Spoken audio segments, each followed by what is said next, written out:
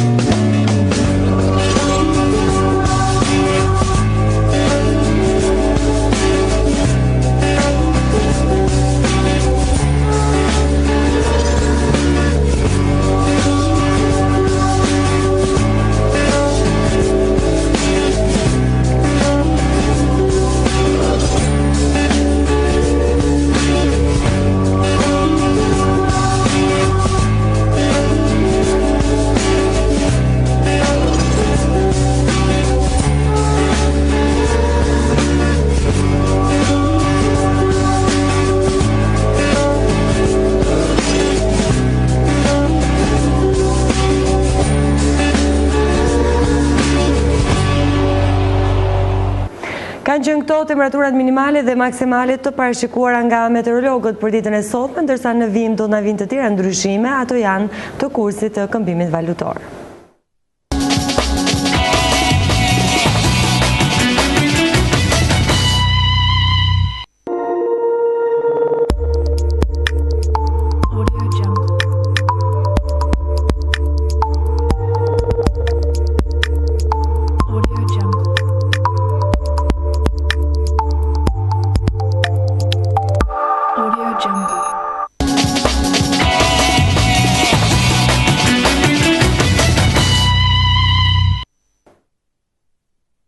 Sigla e shtypit të ditës hape dhe siparin e pasqyrimit të tij. Do të nisim me njëherë me gazetën Shekull, e cila për ditën e sotme, ku data shënon 2 shtator, vjen me krye artikull Partia Demokratike kundër bojkotit të Berishës. Debatet, mbledhja me dyert të mbyllura e Shqupit, vendoset braktisja pa afate e kuvendit. Kreu i Partisë Demokratike Lulzim Basha përcjell mesazhin e ish kryeministrit për protesta kundër qeverisë. Mesila Dovde, Astrid Patozi e Josefina Topalli refuzojnë vendimin e pa konsultuar edhe aleatët kundër. Bojkoti ka ngujuar për 4 orë në godinën e Shqupit. Deputetët e grupit parlamentar të Partisë Demokratike dhe pjesën tjetër të opozitës së mbetur për të diskutuar edhe vendimin që do të mbajë opozita. Mbledhja është shoqëruar me debate të forta mes disa deputetëve të Partisë Demokratike dhe kreu të ri të saj Lulzim Basha. Detajet e kësaj mbledhje të mbajtur me dyert të mbyllura në ambientet e Selis Blu tashmë, që është ish godina e Shqupit, është diskutuar për rreth 4 ore. Do të më keni mundësinë të lexoni këto detaje në faqen 4 dhe 5 të gazetës Shekulli. Do të ndalemi tek një tjetër titull i rëndësishëm, është intervista me Nexhmie Hoxhën me eshtrat e Zogut. Bën mirë, por ai ishte tradhtar. Rrëfimi bashkëshortes së ish udhëheqësit komunist, si ruajti 13 letrat me Enver Hoxhën gjatë kohës së luftës, vlerësimi për luftën nacionale çlirimtare, ish monarkun, kujtimet për Qimastafën dhe vrasjen e tij, komentet për zhvarrosjen e të shoqit nga varrezat e dëshmorëve dhe mermerin me të cilin u bë memoriali për ushtarët britanik. Lexoni detajet e kësaj interviste me të vejën e ish diktatorit Enver Hoxha, 94 vjeç, e cila ka rrëfyer në këtë intervistë disa gjëra të cilat ende nuk i kishte ndarë më herët me publikun, e do të mund të lexoni në faqen 13 të detajuara. Ndalemi tek një tjetër zhvillim, votimi, seanca e parë ku vendi rrezon dekretet e nishanit, lexoni në faqen 6. Shkolla shqiptare në epokën digjitale, ndërsa përgatitet të niset viti ri shkollor.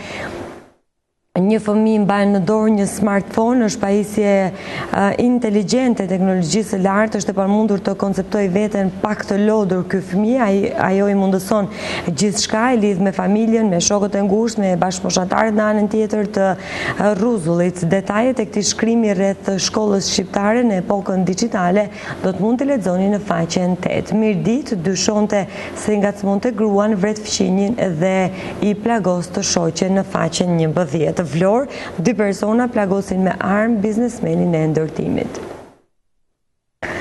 Sërish në zhvillimet nga arsimi, Lindita Nikolla, ministre, studentët e universiteteve private transferohen në shtet në faqen 10. Omazhet, Lamtumir Liza Laska, simboli në Nëslabe, aktoria e 10 roleve në kinema dhe teatr u ndërua dje në teatrin Petro Margo në Vlorë, rrëfimet e artistëve Raimonda Bulku, Birçe Hasko dhe Ilirian Alia në faqen 14 dhe 15. Policia e shtetit, kryepolici Lazaratit në drejtor në Tiranë, 8 drejtorë të policisë në Qarqe dhe në Qendër u transferuan në detyra të ndryshme. Sokol Bizhga emërohet drejtor i studimeve strategjike në faqen 11. Bedri Ali Ahmeti, gazetar, një libër me 1200 mbiemrat e familjeve të vjetra tiranase në faqen 16. Dhe me këtë zhvillim nga kultura, ne kemi mbyllur titujt kryesor të gazetës Shekulli për ditën e sotme, ka qenë gjithçka që kjo përditshme ka sjellë për lexuesin e saj, ka zgjedhur si titull kryesor kundërshtimet brenda grupit parlamentar të Partisë Demokratike sa i takon vendimit për të vijuar me bojkotin në seancat e ardhshme parlamentare, ashtu sikurse e faktuan dhe gjatë ditës së djeshme, ndërsa ka startuar pra dhe seanca e parë parlamentare në Kuvendin e Shqipërisë. Opozita nuk ka qenë e pranishme, ndërkohë vetëm pak orë më parë kreu i saj Lulzim Basha, shoqëruar nga grupi parlamentar i Partisë Demokratike, ka deklaruar se pra qëndron në fuqi vendimi i marrë parapushimeve verore nga grupi parlamentar për të bojkotuar për shkak të argumentave që kreu i Partisë Lulzim Basha i bëri publike gjatë asaj deklarate të ditës së djeshme. Ndërsa në këtë moment ne do bëhemi gati për të kaluar tek një tjetër e përditshme dhe do të jetë e radhës gazeta Koha Jone, e cila vjen sërish me krye artikull dedikuar zhvillimeve politike në vend. Opozita, Basha dhe bojkoti blu në faqen 3. Meta Rama dje në parlament në këmbë për fitore të reja, vijon ky shkrim në brendësi të kësaj gazete. Opinion, opozita do t'jetë gjithmonë e mirë pritur, sfida jon integrimi në faqen 4. Votimi, sesioni i ri parlamentar, majoranca rrëzon dekretet e presidentit Nishani në faqen 2. Komentet, forca e denoncimeve të KLSH-s, analizë, terrorizmi si teatr në faqen 16. Banka, shoqëria civile kundër Fullanit proteston para Kuvendit në faqen 4. Nga një ekran në tjetrin, transfuzion gazetarësh dhe moderatorësh në faqen 6 dhe 7 do të keni mundësinë të lexoni risit e sezonit të ri televiziv. Intervista në Xhimi Hoxha nuk i njeh vetes asnjë gabim. Lindita Nikolla, ja si do të bëhet transferimi i studimeve të studentëve të universiteteve private tashmë të mbyllura dhe kalimi tyre në shtetëror. Nga shëndetësia do të mund të lexoni cilat janë simptomat e depresionit, dobitë e dietës mesdhetare për shëndetin në faqen 26 të kësaj gazete. Dhe këtu kemi përfunduar dhe me titujt kryesor të gazetës Koha Jon për ditën e sotme, është ndalur sërish tek bojkoti i opozitës për të marrë pjesë në parlament. E radhës është gazeta Mapo, në cilën do të mund të lexoni. Rikthehet paniku në Vlorë, atentat ndërtuesi, gjykata e lartë i hoqi dënimin me 12 vite burg. Biznesmeni Arben Veliko është plagosur dje me 3 plumba, teksa edhe nga banesa e tij në lagjen Skel të Vlorës. Policia po hetojnë të shkuarën dhe konfliktet e mundshme të plagosturit. Veliko u akuzuar për trafik heroine, por një vit më parë gjykata e lartë ka rrëzuar dënimin me 12 vjet burg. Në tetor të vitit 2013, Veliko dënua me 1 vit e 2 muaj burg për ushtrim të ndikimit të palishëm ndaj një prokurori në faqen 6. Nexhmi Hoxha, Partia Komuniste ka bërë gabime gjatë luftës. Bashortja Enver Hoxhës shprehet se nuk është e vërtetë që Semastafa është vetë vrarë, siç qarkullon së fundmi një variant. Ajo flet për konferencën e Mukjes dhe atë të Parisit, lexoni në faqen 8 dhe 9. Më në brendësi vandalizmi post-blok Lubonja, akti është bërë nga enveristët në faqen 17. Bojkoti i kuvendit, debatet e deputetëve me Bashën dhe Berishën. Basha pse do të vijojë bojkoti i kuvendit. Opozita nuk mund të shkojë në një parlament ku nuk dëgjohet, me cila do të vendimet mos i merr një herë tjetër pa u diskutuar me grupin për çfarë do të bëjmë debat ne. Patozi, Partia Demokratike dikur ka shkuar në parlament edhe pasi vran Azem Hajdarin. Lexoni në faqen 4 dhe 5 të gazetës Mapo. Mazhoranca dhe PDU rrëzojnë nishanin për ndarjen territoriale në faqen 3.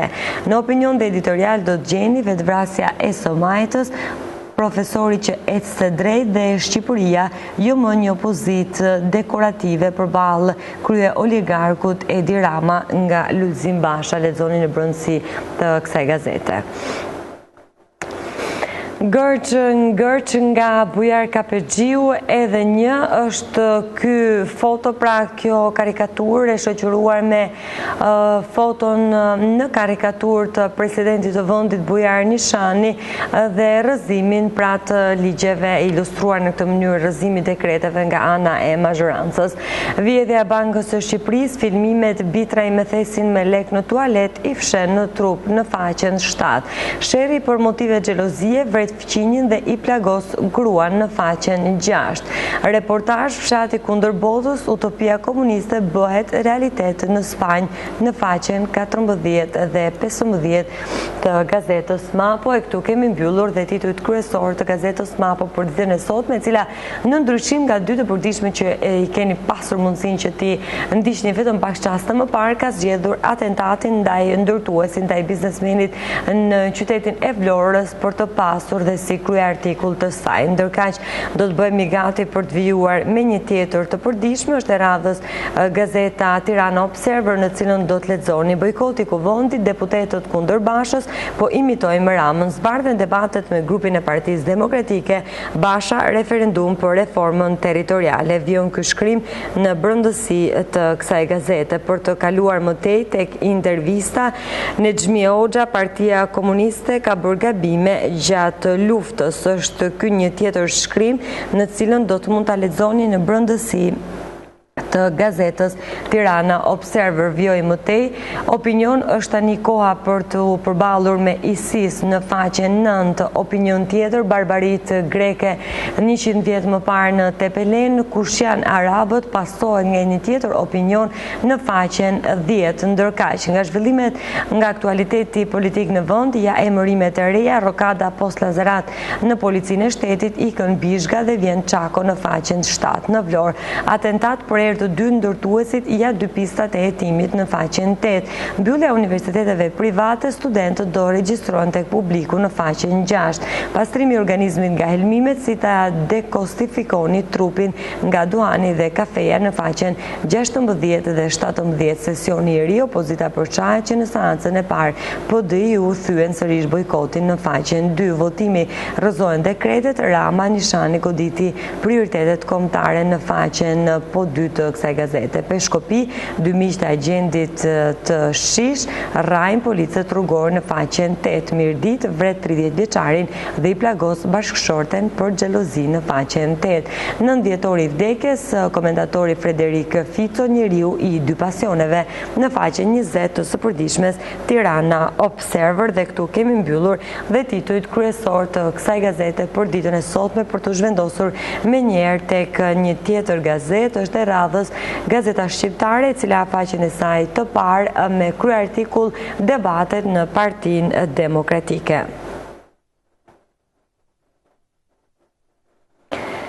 5 deputetët jo bojkot, kryetari i Partisë Demokratike Lulzim Basha në një linjë me Sali Berishën: do t'i luftojmë ditë për dite, orë për orë, me Siladoda, kur tremben ju burrat na e linin e grave këtë punë pa loka, e dim që kemi gratrime.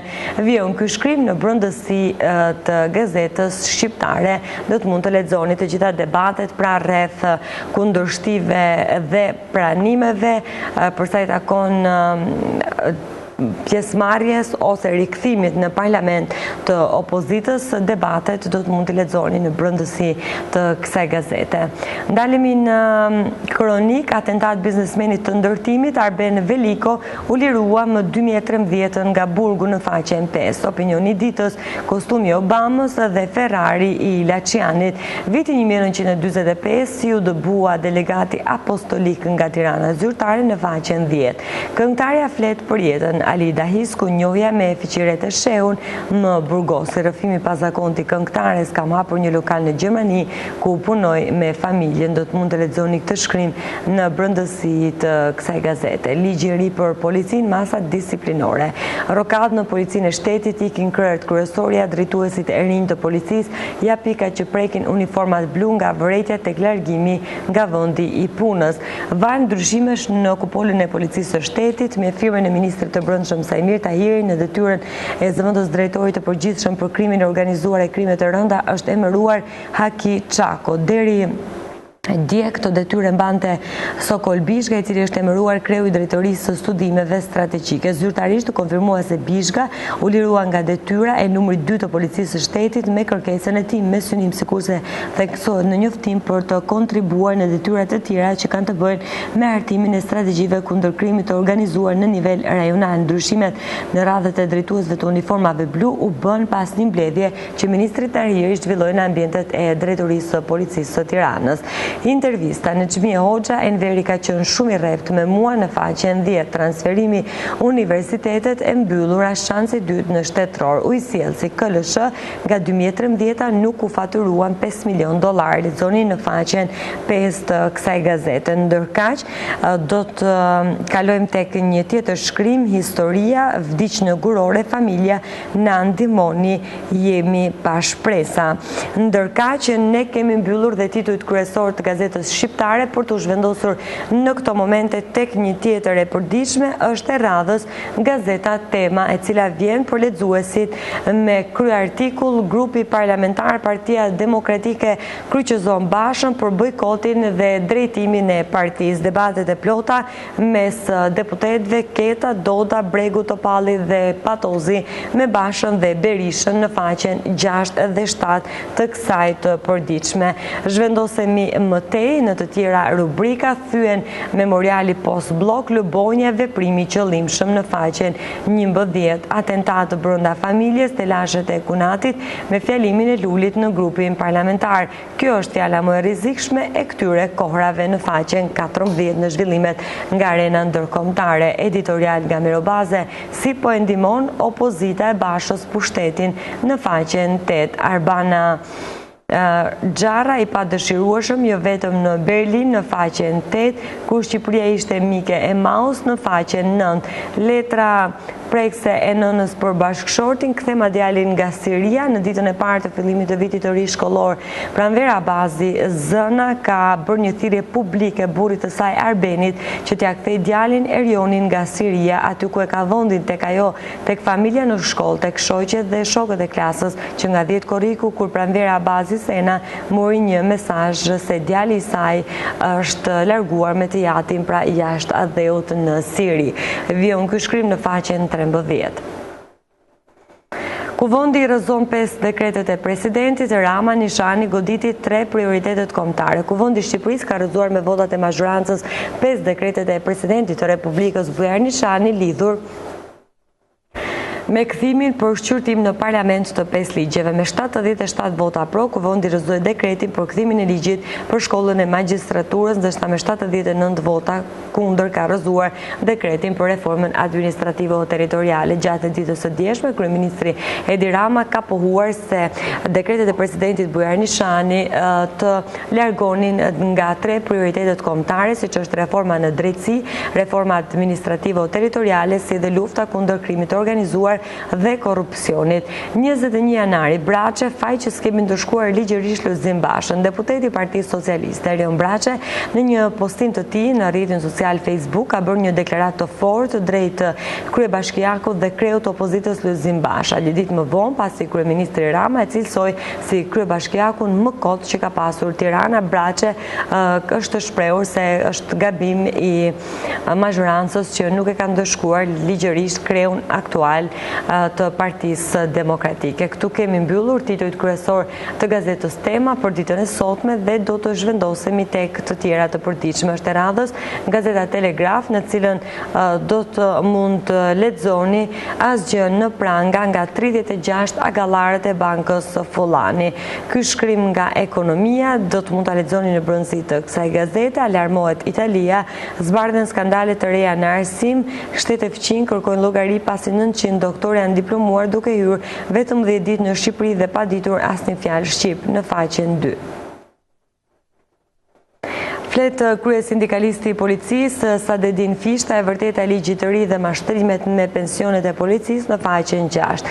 Atentate mafioze, krimi sulmoi marrën biznesmenin në Vlorë dhe në Tiranë, autorët ikin në drejtim të paditur. Punësimin administratë, prefekti i Korçës, Ardit Konomi, zyrtarizon urrëtitjen dhe ndasit fetare në institucione. Aktualitet, Ilir Meta shpresoi që sesioni i ri të nisë me etik të re. Basha, bojkot Kuvendi dhe dekretet në kushtetuese. Erisa Xhixho, sfidat e integrimit të Shqipërisë në Bashkimin Evropian në faqen 2, 3 dhe 4. Sociale dhe aktualitet, gjoba dhe sekuestro për mjetet me targa të huaja, Elbasani po helmohet, Ministria e Mjedisit hesh në faqen 4 dhe 8. Letra në redaksi, Sadedin Çeliku, nënës që i mungon të mbrojtja nga shteti, Shqipërinë e ringjallën rilindasit e vran politikanët në 70 vjetorin e dëshmorëve të Zagorisë Pano Xhaballu në faqen 16 në opinion dhe koment nga lëvizja antikomuniste polake në kryet e Europës në faqen 10, o me popullin o me kupolën në faqen 10 nga Elida Buçpapa. Liza Laska, mishërimi artistik i nënës Labëresh në faqen 18 në mozaik dhe aktualitet, rektori Malaj, kreditet për në Universitetin e Arteve dhe afati fundit për aplikimet mjekësisit e vetoni infraktin e miokardit, mosha kur femrat e ndjejnë se po plaken, kur pretendohet për turizmin elitar, agim në Albani, monumente qefi në mes të plazhit në faqen 17 dhe këtu kemi mbyllur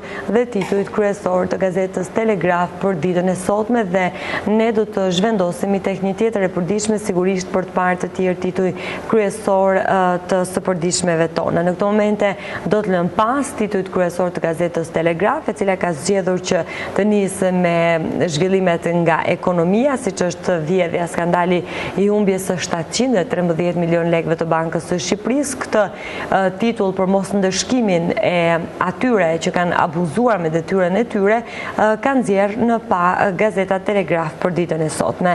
Zhvendosemi në gazetën e radhës, do tjetë gazeta Standard, në cilën do të mund të lexoni, rrëzohen 5 dekretet, mazhoranca humb shumicën prapa skenat e votimit në Kuvend. Opozita vion bojkotin e parlamentit, PDU kundër presidentit për reformën territoriale. Meta kundër Felaj si ministre ngatërova votën në faqen 2 dhe 3. Rrëfehet në Xhmie Hoxha, historia me mjekun që më dha raporte false si Kurisha Sëmur, 13 letrat që më shkroi Enveri në faqen 10 dhe 11.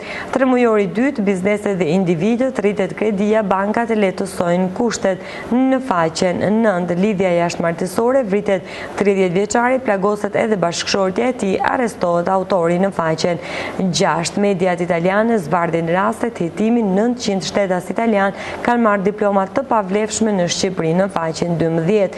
Në logos dhe art më vjen turp që qaj i heshtur në faqen 13 dhe 14. Fshije në shtëpi me qëra kapet pas 3 muajsh trafikuesi 350 kg kanabis sativa në faqen 8. Policia e shtetit ndryshon kupola largohen nga detyra 2 zëvendës drejtor në faqen 8. Letra e vitit 1950 ish prefekti i Mitrovicës në Egjipt si zbuloi Shqipen në gjuhën semite. Vion ky shkrim në brendësi të gazetës Standard. Mëtej, fjala në grupin e Partisë Demokratike Shqipëria jo më një pozit dekorative përballë krye oligarkut Edi Rama në faqen 4.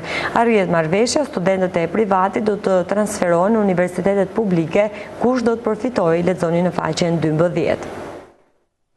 Dhe këtu mbyllim dhe titujt kryesor të gazetës Standard dhe vijojmë me një tjetër të përditshme për të parë të tjerë tituj interesant dhe të sjella në qendër të vëmendjes së opinionit publik. Është e radhës gazeta Zëri i Popullit, e cila vjen me kryertikull bien dekretet e Nishanit Rama, 3 reformat prioritetet kombëtare. Ne nuk mundëm verse të respektojmë në zgjedhjen e saj, të bindur që s'mund të bëjmë babysitteri në opozitës, aq më tepër që opozita nuk është një bebe që sot qanë nga uria, por një plak që qahet nga mbingopja. Meta do vazhdojmë reformat, opozita e mirëpritur të kontribuoj. Bushati përshëndet zgjedhjet në Këshillin Evropian, bashkëpunim konstruktiv të mëtejshëm. Nikola garanci për një cilësi të lartë në diplomimin e studentëve, ligji për të TVSH-n panariti, mbajtëm premtimin për lehtësimin e barrës fiskale për prodhuesit. Opinion, arsim drejtuesi jep tonin shkollës në faqen 10. Në Zërin Ndryshe do të keni mundësinë të lexoni të tjerë artikuj dhe të tjera këshilla kushtuar kujdesit shëndetësor. Velia i Meterin të Freshit do të fitojë mbi 50 bashki në zgjedhjet e ardhshme vendore. Ka qenë kjo deklarata e Ministrit të Mirëqenies Sociale dhe Rinis Erion Velia gjatë takimit me të rinjt e Fresh gjatë ditës së djeshme. Këtu mbyllim dhe titujt kryesor të gazetës Zëri i Popullit për të zhvendosur në të tjera të përditshme me një natyrë krejt tjetër. Është e radhës gazeta Sporti Ekspres që vjen për të gjithë të apasionuarit pas sportit me kryertikull Shqipëria dele fundit. Është ky titulli kryesor i gazetës sportive Sporti Ekspres. Holandezis na llogarit fare, hierarkia e qartë është Portugalia, ne e më pas Danimarka e Armenia.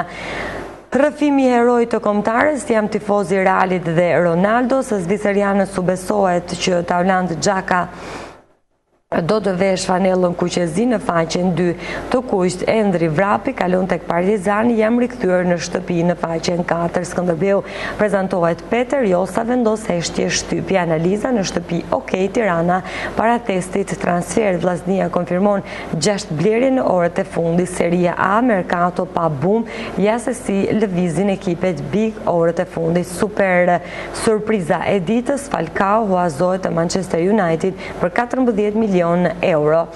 Zyrtarizimi, çudia me Mushaj, Peskara e blen edhe të dëmtuar. Është Hernandez, Galaktiku më i fundit në Madrid. Sekreti i Barçës është portieri, por edhe mbrojtja. Gjermania, Neuer, mesazh lëvit, më jep shiritin e kapitenit në faqen 19. Dhe me këtë shkrim ne kemi mbyllur dhe titujt kryesor të Sportit Ekspres për të zhvendosur tek gazeta e radhës. Është e përditshme sportive Gol, në cilën do të keni mundësinë të lexoni këta tituj kryesor dedikuar tërësisht sportit. Ja kush është formacioni i javës së dytë në Super League, lexoni në faqen 2. Mercato milionash në kategorinë superiore në faqen po 2. Apollonia, 27 vjeçari e vis Kaja, afrimi më i ri i firakëve në faqen 2. Kategoria superiore, java e dytë e Superligës, nxjerr në parë rivalet për titullin kampion. Trajneri i ri Conte vendos rregulla, s'do të kemë mëshirë për askënd në faqen 2.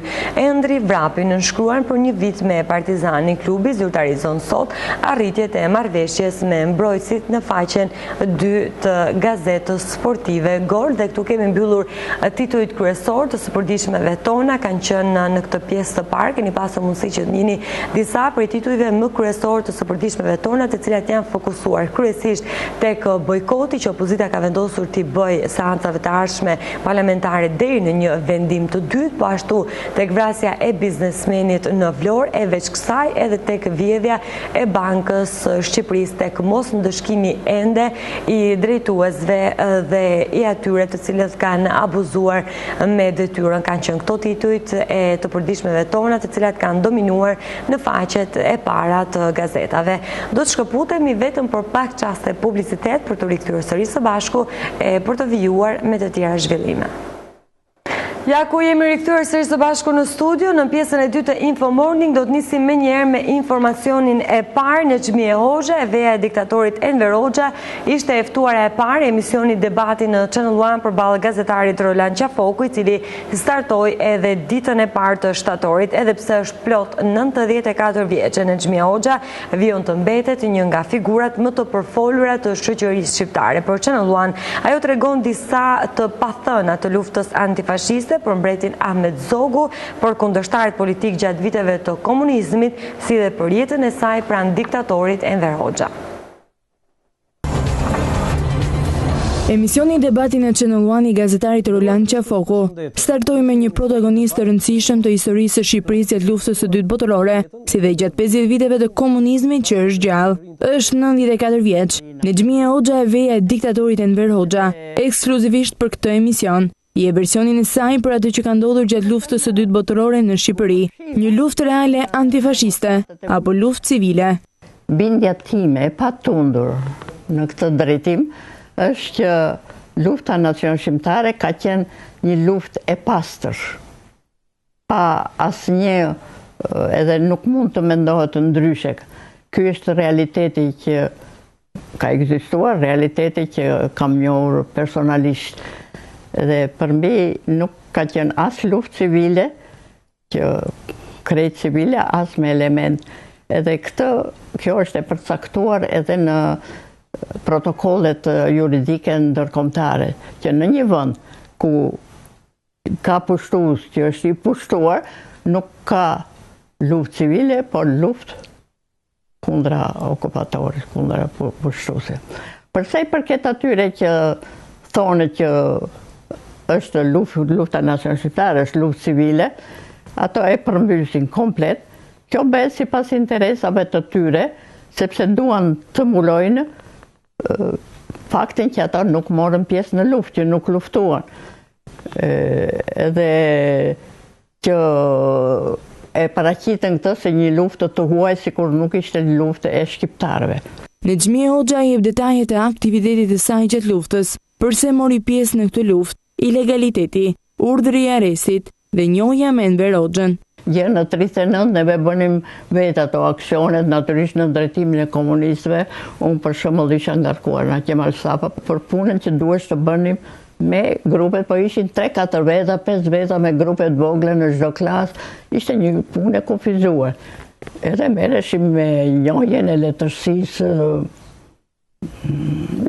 në përgjithësi revolucionare. Kurse tashim pas 41, neve ndryshuam edhe lamë gjithë këtë, si thua, mbledhje luksi që ishim, që merreshim me letërsi dhe filluam të merremi me një punë tjetër. A ju thoshte njëri, juve zonjë, a jeni mirë nga mendja? I përgjërohem, si thua, luftës nacion shqiptare, se ajo solli një përmbysje në jetën time edhe të vajzave shqiptare. Më thënë, mua një personalisht më bëri kjo që jam. Çfarë ka ndryshuar në mendimin e Nexhmie Hoxhës për atë që dikur mendonte ndryshe lidhur me luftën dhe personazhet e saj? E pranon që Ahmet Zogu e meriton një varr në tokën shqiptare, por për eshtrat e tij që u sollën në Shqipëri, kjo është fare normale, mendoj, që eshtrat e çdo shqiptari që mbetet jashtë ka të drejtë ai, familja e të tjerë të sjellin në tokën anëtare, të prehet në tokën anëtare. Por kjo mund të bëhet, domethënë, nga familja, nga bashkëfshatarët e tij, janë krejt absurde dhe të pavën. E para, omazh, ajo organizimi skandaloz me omazhet edhe në Pallatin e Brigadave, që se merito në atë mënyrë skandaloze fare. President, ka qenë mbret, ka qenë kryeminist. Kjo është tradhtar, mbret që tratoj. Nexhmia Hoxha jep detaje edhe për disa ngjarje që vijnë për herë të parë, si humbja e thesarit me Flori që e kishin thënë anglezët. Groposë dhe Florit që kishin shtabi që ishin dhënë nga mbledhur këtu ose dorëzuar dhe në aleatët, edhe nuk u gjetën më ata. Ishin groposur në një pyll, joja mbajtën mend edhe drurin e tjera. Sa ishte sasia e Nuk e di unë, nuk ishe, po ishin se jepshin në një gjë. Dhe nuk u gjet. Nuk u gjet. Në cilin vend ishte groposur? Ante në pyjet e Elbasanit. Edhe u dërgua Sami Baho dhe një tjetër që kërkuan, po ndoshta kishin punuar dhe fshatarët e kishin gjetur, marrë, nuk e gjetën, ose nuk orientonin dot, pse pyllej me shumë dru. Dhe me qenë se ishte luftë, a ka qelluar me armë dhe a ka vrarë ndonjë armik në Nexhmia Hoxha? Keni qelluar edhe jo në luftë. Me armë, kam qelluar, se bënë nishane, jo pra jo, kështu direkt me armikun nuk, po kisha një automatik që shumë, ja, të që duket, anglesë, shumë i letë, kisha dhe një revolet, të dyja ishin angleze këto. Ke qelluar vetëm kështu për shemb, për qef, po jo në luftë? Për qef në pezë, e vetëmja herë e parë, që bënë një qitje me Abaskupin, e kam shojtur në një libër atë tjerë, edhe u mua më përqilloj se ma treguan se si di, unë me qetësi të më thënë, qillova në gurë, kurse Abaskupi jo, edhe pastaj bëri histori Haxhillesi. Ka qenë kjo intervista ekskluzive e të vese Enver Hoxhës dhënë përballë gazetarit dhe për emisionin debati në Channel One të Roland Qafokut. Ndërkaq, ne do të zhvendosemi tek një tjetër zhvillim, do të jemi në zhvillimet politike. Ka nisur gjatë ditës së djeshme sesioni i ri parlamentar, ku mazhoranca pa hezitim rrëzoi të gjithë dekretet e presidentit Nishani. Gjatë fjalës së tij, kryeministri Edi Rama akuzoi presidentin se kërkoi të godiste prioritetet kombëtare, duke ju referuar rrëzimit të projekt ligjeve, ndërsa kryetari i Kuvendit Ilir Meta bëri thirrje që në këtë sesion të ri parlamentar të tregohet maturi dhe të ruhet etika. Kthimi i dekreteve të presidentit do të jetë sot në krye të punës së ditës së parë të sesionit të ri parlamentar. Pas rrëzimit të dekreteve në komisionet parlamentare, mazhoranca pritet të rrëzojë dhe në seancën plenare. Shumica pritet të refuzojë dhe rishikimin e ligjit për shkollën e lartë të magjistraturës, organizimin dhe funksionimin e gjykatës administrative dhe gjykimin e mosmarrëveshjeve administrative për organizimin dhe funksionimin e Këshillit të Lartë të Drejtësisë, për kthimin e ligjit për policinë e shtetit dhe për ndarjen administrative o territoriale të njësive të qeverisjes vendore. Krahas asaj, në seancë pritet të miratohet dhe shkarkimi i Lirian Celibashit nga detyra e ministrit të shtetit për marrëdhëniet me parlamentin dhe emërimi në vend të tij të Ermonela Felaj. 30 minuta përpara fillimit të seancës, e cila do të mbitet për të hapur sesionin e ri parlamentar, shoqëria civile ka paralajmëruar një protestë përpara kuvendit për dorëheqjen e guvernatorit të Shqipërisë, Ardian Fullani, pas skandalit të vjedhjes së Bankës së Shqipërisë. Nga përfaqësuesit e shoqërisë civile bëhet me dije se deputetëve do të dorëzohet dhe peticioni me 13.000 firma të qytetarëve për shkarkimin e guvernatorit. Nga ana tjetër, Partia Demokratike ka vendosur që të mos marrë pjesë në sesionin e ri parlamentar deri në një vendim të dytë, por zërat kundër këtij vendimi të komunikuar nga kryetari Lulzim Basha janë rreshtuar nga aleatët. Kryetari i Partisë Republikane Fatmir Mediu dhe disa deputetë demokrat i kanë ushtruar presion në mbledhjen me dyert të mbyllura për të ndërprerë bojkotin parlamentar.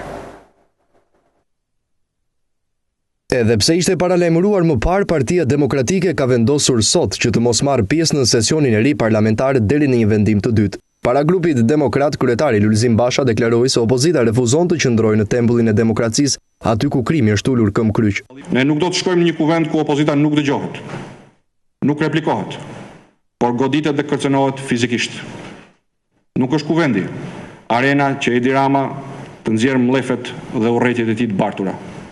Nuk është kuvendi, arena për të larë hesapet tilla. Le të flas ai me vetes sa doj atje.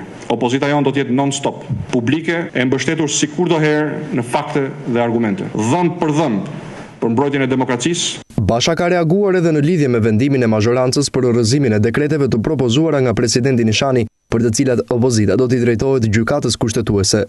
Ne do t'i ankimojmë një për një në gjykatën kushtetuese këto ligje dhe akte. Kemi marrë masat dhe po vëmë lëvizje referendumet vendore, përmes cilëve do t'u japim mundësi banorëve të komunave dhe bashkive të shprehin mendimin e tyre. Do të vazhdojmë të organizojmë dhe udhëheqim protesta popullore kundër mashtrimeve dhe papërgjegjshmërisë qeveritare, kundër papunësisë dhe shpunësimit. Kjo është dhe do të jetë arma jonë kryesore. Partia Demokratike e paralajmëroi rikthimin e protestave në rrugë me qëllim rrëzimin e oligarkëve në pushtet. Megjithatë, opozita në tërësi është e përçarë lidhur me vendimin e demokratëve për vazhdimin e bojkotit të parlamentit. Sipas burimeve të brendshme, kryetari i Partisë Republikane Fatimir Mediu, por edhe një pjesë e madhe e deputetëve demokrat kanë shfaqur rezerva lidhur ndaj kryetarit Basha, duke i kërkuar këtij të fundit për t'i dhënë fund bojkotit parlamentar. Ndërkohë, thyrja e këtij vendimi është bërë nga Partia Drejtësi, Integrim dhe Unitet të Shpëtimit Drizit, i cili ka marrë pjesë në sesionin e ri parlamentar. Me këtë veprim ende nuk dihet pozicioni politik i Partisë Çame, nëse do të qëndrojë në opozitë apo do t'i bashkangjitet mazhorancës. Kanë qenë këto disa nga zhvillimet më të rëndësishme të 24 orëve të fundit, ndërsa tani është çasti t'ju lënë në shoqërinë e rubrikës së kalendarit historik për këtë ditë të sotme ku data shënon 2 shtator dhe ju lë takim nesër në po të njëjtën orë. Deri atëherë, bashkëmirëpafshim.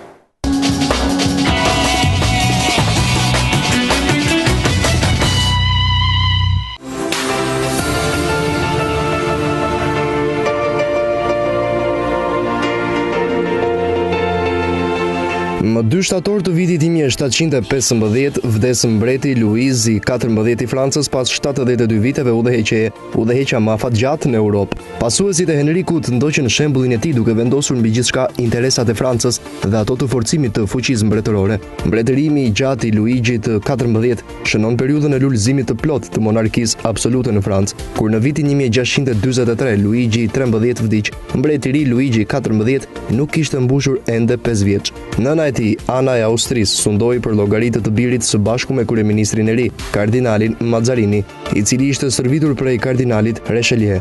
Reformat e qeverisjes së tij dhe përpjekjet për të ngritur taksat e kundërvuan atë me popullsinë. Në fund të vitit 1640, disa fisnik me përkrahjen e fshatarëve dhe banorëve të qyteteve udhëhoqën shumë rebelime kundër kurorës, megjithëse revolta dështuan, ata e alarmuan mbretin e ri. Ai ishte rritur me bindjen se vetëm sundimi si një monark me fuqi absolute mund të parandalonte luftën civile. Sikurse të gjithë monarkët e kohës, Luigi i 14 besonte se mbretërit lindin për të zaptuar gjithçka e për t'i komanduar të gjithë. Ai përmbahej idesë se fuqia e zotërimit vjen nga Zoti dhe se askush nuk duhet ta diskutojë atë.